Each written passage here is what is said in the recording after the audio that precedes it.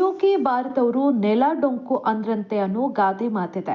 ಈ ಗಾದೆ ಮಾತು ಬಿಗ್ ಬಾಸ್ ಕನ್ನಡ ಸೀಸನ್ 12ರ ಸ್ಪರ್ಧಿಗಳಾಗಿರುವಂತಹ ಸ್ಪಂದನ ಹಾಗೂ ಕಾವ್ಯ ಶೈವ ಅವರಿಗೆ ಚೆನ್ನಾಗಿಯೇ ಸೂಟ್ ಆಗುತ್ತೆ.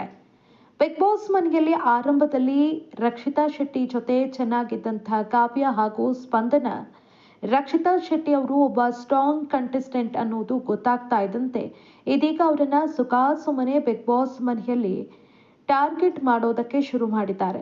ಆಟದ ವಿಚಾರ ಮಾತ್ರ ಅಲ್ಲ, ಉಳಿದ ಸಂದರ್ಭದಲ್ಲೂ ಕೂಡ ಸ್ಪಂದನ, ಸೋಮಣ್ಣ ಹಾಗೂ ಕಾವ್ಯ ಶೈವ ಪದೇ ಪದೇ ರಕ್ಷಿತಾ ಅವರನ್ನ ಕೆಣಕ್ತಾ ಇದ್ದಾರೆ.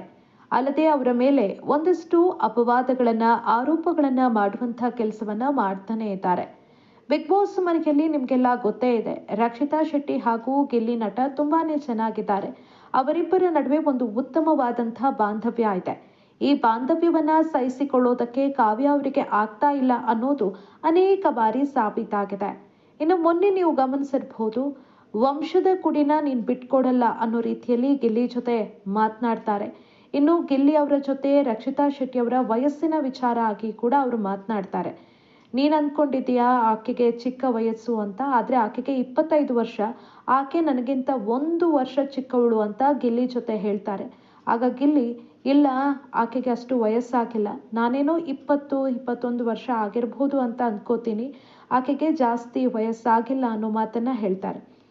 ಇನ್ನು ಗಿಲ್ಲಿ ಅವರ ತಲೆಯನ್ನ ತಿರುಗಿಸೋದಕ್ಕೆ ಸಾಕಷ್ಟು ಟ್ರೈ ಮಾಡ್ತಾರೆ ಕಾವ್ಯ ಶೈವ.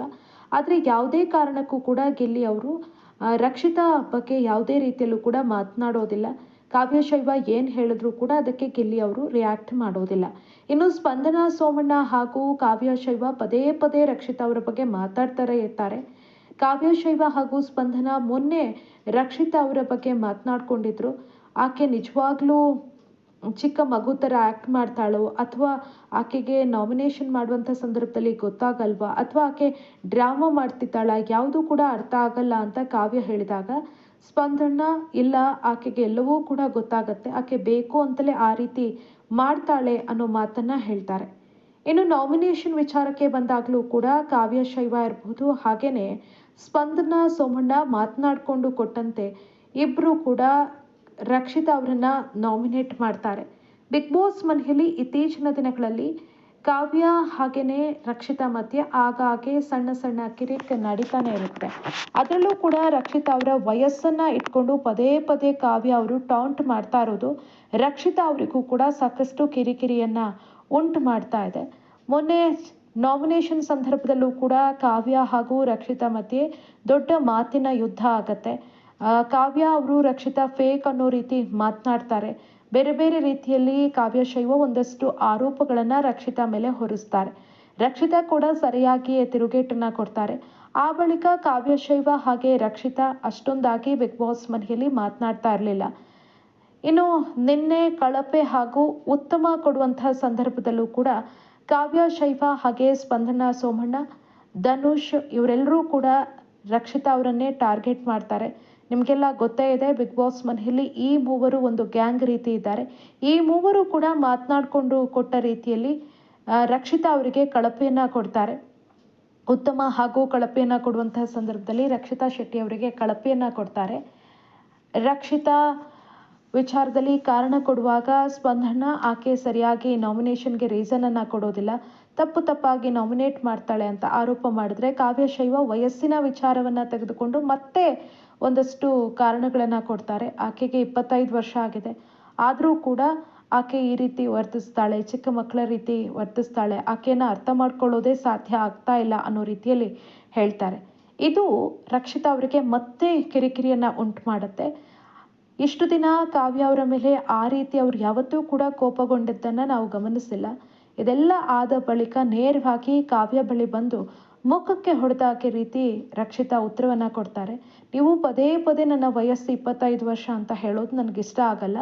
ನನಗೆ 25 ವರ್ಷ ಅಲ್ಲ, ನನಗೆ ಜಸ್ಟ್ 24 ವರ್ಷ ಈಗ ಕಂಪ್ಲೀಟ್ ಆಗಿರೋದು. ನನ್ನ ತಂದೆ ತಾಯಿ ಕಳೆದ ಏಪ್ರಿಲಲ್ಲಷ್ಟೇ 25ನೇ ವರ್ಷದ ತಮ್ಮ ಆ್ಯನಿವರ್ಸರಿಯನ್ನು ಆಚರಿಸ್ಕೊಂಡ್ರು. ಹಾಗಿರುವಾಗ ನನಗೆ 25 ವರ್ಷ ಹೇಗಾಗತ್ತೆ ಅಂತ ಪ್ರಶ್ನೆಯನ್ನು ಮಾಡಿದ್ದಾರೆ. ಅಲ್ಲದೆ ಪದೇ ಪದೇ ನನಗೆ 25 ವರ್ಷ, ಆಕೆ ನನಗಿಂತ 1 ವರ್ಷ ಅಷ್ಟೇ ಚಿಕ್ಕವಳು ಅಂತ ಹೇಳೋದು ನನಗೆ ಇಷ್ಟ ಆಗಲ್ಲ. ನಾನು ನಿಮಗಿಂತ 3 ವರ್ಷ ಚಿಕ್ಕವಳು. ಇದೇ ವಿಚಾರವನ್ನು ಇಟ್ಕೊಂಡು ಪದೇ ಪದೇ ನನಗೆ ನಾಮಿನೇಟ್ ಮಾಡೋದಿರ್ಬೋದು ಅಥವಾ ಬೇರೆ ಸಂದರ್ಭದಲ್ಲಿರ್ಬೋದು ಹೇಳೋದು ನನಗೆ ಸರಿ ಅನಿಸಲ್ಲ ಅಂತ ಮುಖಕ್ಕೆ ಹೊಡೆದ ಹಾಗೆ ಕಾವ್ಯ ಅವರಿಗೆ ರಕ್ಷಿತಾ ಶೆಟ್ಟಿ ತಿರುಗೇಟನ್ನು ಕೊಟ್ಟಿದ್ದಾರೆ. ಈ ಸಂದರ್ಭದಲ್ಲಿ ಕಾವ್ಯ ಶೈವ ಯಾವುದೇ ರೀತಿಯಾದಂಥ ರಿಯಾಕ್ಟ್ ಮಾಡಿಲ್ಲ, ಗಪ್ ಚುಪ್ ಅನ್ನೋ ರೀತಿಯಲ್ಲಿ ಕೂತಿದ್ದಾರೆ. ಇನ್ನು ಮೊನ್ನೆ ನಿಮಗೆಲ್ಲ ಗೊತ್ತಾ ಇರ್ಬೋದು, ಟಾಸ್ಕ್ನ ಸಂದರ್ಭದಲ್ಲಿ ರಕ್ಷಿತಾ ತುಂಬ ಚೆನ್ನಾಗಿ ಆಟ ಆಡಿದಾಗ ಅವರನ್ನು ಅಪ್ರಿಷಿಯೇಟ್ ಮಾಡಿದಾಗ ಗಿಲ್ಲಿ ಅವರು ಬೆನ್ನು ತಟ್ಟೋದಕ್ಕೆ ಹೋಗ್ತಾರೆ. ಆವಾಗ ಉರ್ಕೊಂಡಂತಹ ಕಾವ್ಯ ಗಿಲ್ಲಿ ಅಂತ ಕಿರುಚ್ತಾರೆ. ಅಲ್ಲೇ ಗೊತ್ತಾಗತ್ತೆ ಕಾವ್ಯಗೆ ರಕ್ಷಿತಾ ಹಾಗೆ ಗಿಲ್ಲಿ ಜೊತೆಯಾಗಿರೋದು ಎಷ್ಟರ ಮಟ್ಟಿಗೆ ಒಂಥರ ಕೋಪವನ್ನು ತರಿಸತ್ತೆ, ಹಾಗೆ ಎಷ್ಟು ಉರ್ಕೋತಾರೆ ಅನ್ನೋದು ಅಲ್ಲೇ ಗೊತ್ತಾಗಿತ್ತು. ಪದೇ ಪದೇ ರಕ್ಷಿತಾ ಅವರ ಮೇಲೆ ಸ್ಪಂದನ ಹಾಗೆ ಕಾವ್ಯ ಶೈವ ಯಾವ ರೀತಿ ಆರೋಪಗಳನ್ನು ಮಾಡ್ತಾ ಇದ್ದಾರೆ ಅನ್ನೋದು ನಿಮಗೆಲ್ಲ ಗೊತ್ತಾ ಇದೆ. ಟಾಸ್ಕ್ ವಿಚಾರಕ್ಕೆ ಬಂದಾಗ ರಕ್ಷಿತಾ ಶೆಟ್ಟಿ ಟಾಸ್ಕ್ ಕ್ವೀನ್. ಮನೆ ಕೆಲಸ, ಅಡುಗೆ ಕೆಲಸ ಬಂದಾಗಲೂ ಕೂಡ ಅವರು ಮುಂಚೂಣಿಯಲ್ಲಿರ್ತಾರೆ. ಆದರೆ ಬಿಗ್ ಬಾಸ್ ಮನೆಯಲ್ಲಿ ಸ್ಪಂದನಾ ಸೋಮಣ್ಣ ಹಾಗೆಯೇ ಕಾವ್ಯ ಶೈವ ಎಷ್ಟರ ಮಟ್ಟಿಗೆ ಕೆಲಸಗಳನ್ನು ಮಾಡ್ತಿದ್ದಾರೆ, ಟಾಸ್ಕ್ಗಳಲ್ಲಿ ಎಷ್ಟರ ಮಟ್ಟಿಗೆ ಆಡ್ತಿದ್ದಾರೆ ಅನ್ನೋದನ್ನು ಎಲ್ಲರೂ ಕೂಡ ಗಮನಿಸ್ತಾ ಇದ್ದಾರೆ.